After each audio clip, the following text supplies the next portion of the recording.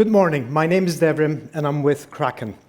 In my presentation, I'm going to focus on the 4 key technological areas that we deem super critical for the energy transition. I will tell you what we do. I'm not trying to sell you a software license, but what I'm trying to say is this is important to us. We're learning something, we need partners, and we have some really good data. If that's interesting, let's have a conversation. The second thing that I will do is I will use at least 2 sports analogies. I will try and make them clear. That's what analogies are there for. But if I fail, I would love your feedback. Now, the energy world has done an incredible job in the last 2 decades incrementally transitioning us from a fossil fuels-based generation system to renewables. The first part of that was the subsidy era, the best government money ever spent. And in many countries, we went from really small base of renewables to something quite incredible. UK went from 6 gigawatts to almost 50 today. So mission accomplished. But to me, the most incredible achievement in that period was we got so good at doing this that our levelized cost of energy and storage today is already the cheapest form of electricity available on the system. So if you have been part of this, thank you, well done, and keep up the good work. But the challenge is, what's about to come next will completely change everything we know. And unless we start thinking very differently about managing the energy system, we will be in trouble. And that's where the first sports analogy, a triple jump. To me, the energy transition is like a triple jump. This is Yulimar Rojas, the current female triple jump record holder, amazing Venezuelan athlete. And when you look at triple jump, the skip and the hop are fairly straightforward. You're just taking big steps. And that was the subsidy and the merchant era. The jump is really complex. And that's what we're getting into with this consumers era. And that's happening because our demand is changing for the first time ever in the energy system. We're moving from the squiggly line, which was very low demand overnight as we slept and industry was offline, a big of a plateau during the day because we were at work and industry was working, and a peak in the evening once we got back home. That's the way things have been for a century.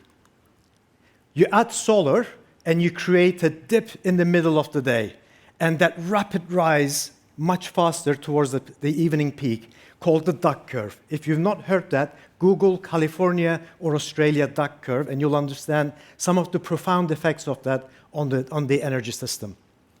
Then we electrify heating or cooling, and you create the camel's humps, making that duck curve even more profound. And the real big one that's about to happen is that electrification of transportation, that giraffe's neck on top of the existing hump. Uncontrolled, this is how we will consume electricity. This is not possible. It's not affordable, because we'll have to build incredible amount of grid infrastructure to handle this level. And it's only going to get worse, because the amount of things at the edge of the grid, that's PVs, batteries, EVs, heat pumps, will go up by 5 times to 200 million by the end of this decade. But technology can help us. And I'm going to take my second analogy of athletics. Now, I'm going to take a bet and say most of you know the gentleman on the right. That's Usain Bolt, the Jamaican athlete. The gentleman on the left, on the right, is Jesse Owens. They both held the 100-meter men's sprint record 73 years apart. The difference between the two, 0.62 seconds. Now, you would think 3/4 of a century, long enough to create 6% improvement. The reality of it is, no.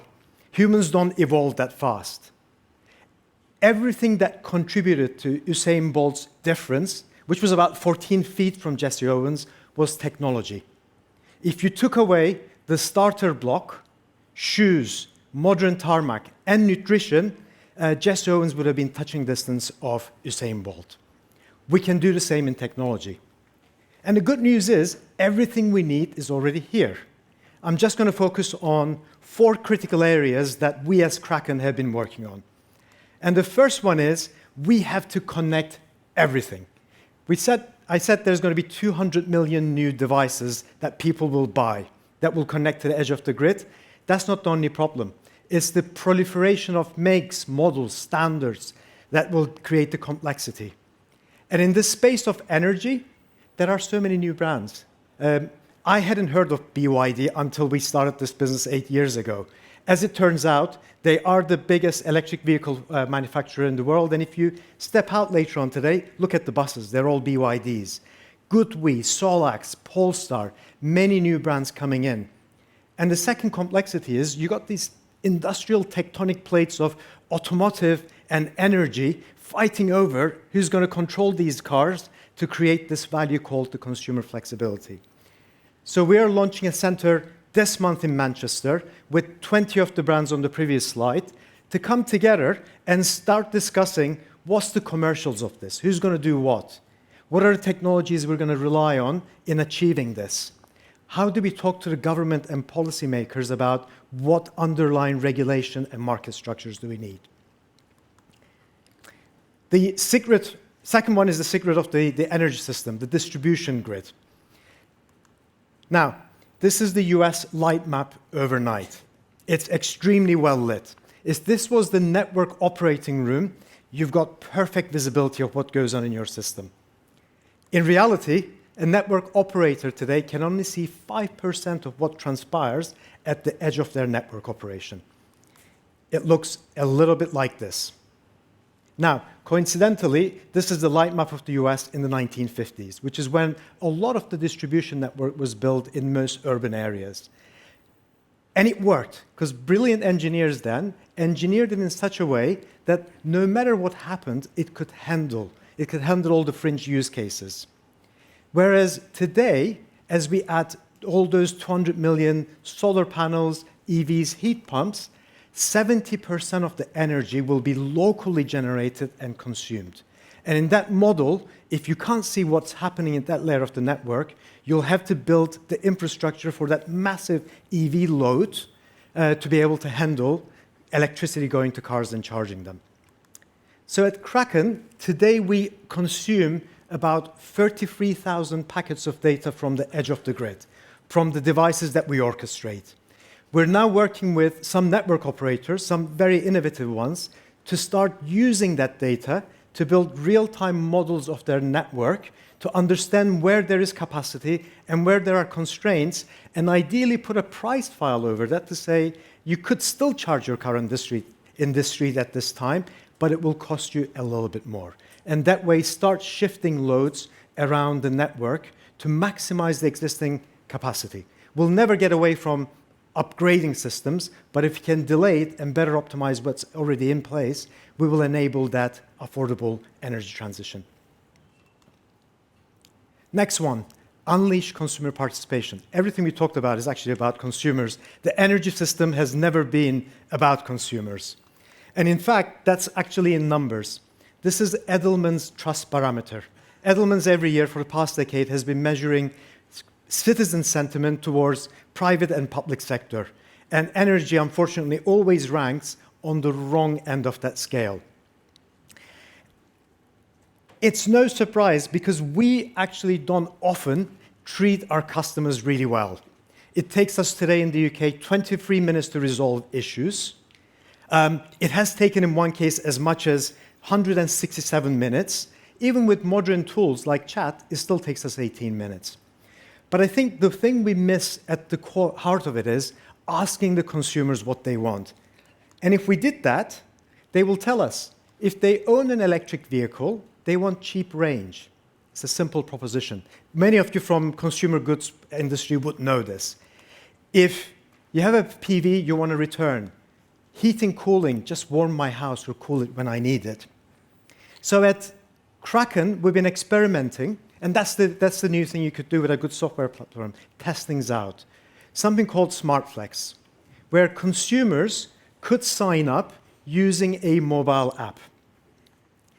They register their car, heat pump, battery with the utility, and then the utility asks them, what would you like to have? The example is electric vehicle. The middle column is my colleague, Harry, registering his Tesla free, and on the right side, telling us the car needs to be charged 100% by 7:30 tomorrow morning. Set and forget. That gives you an incredible amount of flexibility to determine when to charge, so you can charge it during renewable generation periods and charge it in such a way that you don't need to upgrade the network. Now, we launched this about 2 years ago with 600 cars, practically no marketing. About a year ago, we were quite chuffed that we hit 24,000 cars. And last night, I had to check quickly to ensure that I had the right number. We're at 137,000 cars, giving us about 900 megawatts of power.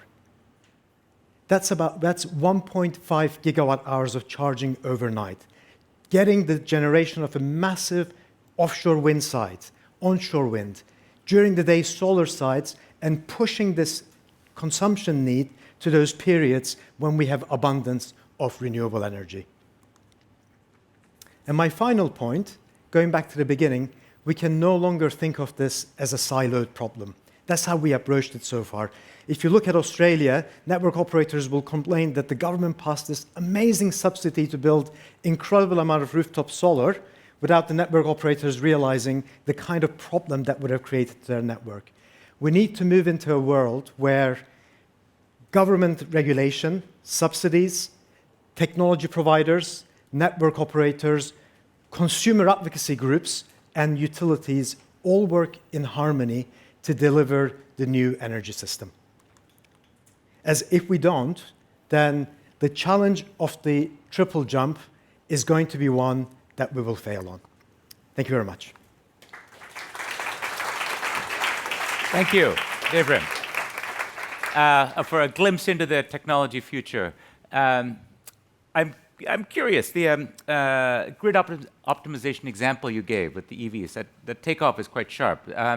How far could it go with current technologies? If we were to get, we had a speaker earlier today from Norway talk about Norwegian rates of penetration. Over 80% of new cars are EVs in that country. If we were to get there in the UK sometime fairly soon, do you have enough technology embedded either in the grid or through what you're deploying to handle that volume of cars in a much bigger country with a lot more ancient infrastructure to deal with? Or do we need a fundamental transformation of the legacy infrastructure? We can handle all of it today. Today? So we have 5% of the cars in the UK are electric. The example I shared represents 15% of that. And we believe we have a very long way before we start running into any kind of issues from a technology perspective. Okay. Well, that's news to me. That's great to hear that you're confident that you can handle that. The second question I have is, you've talked about duck curves, you talked about camel humps, you work for a company called Octopus, for a division called Kraken. Can you tell us, when we think about the future, what's the animal of the future we should be thinking about for the energy transition? What should be our mascot? It's the octopus. Oh, there we go. On brand as always. All right. Thank you very much. We Thank you, appreciate DJ. your comments today. Please.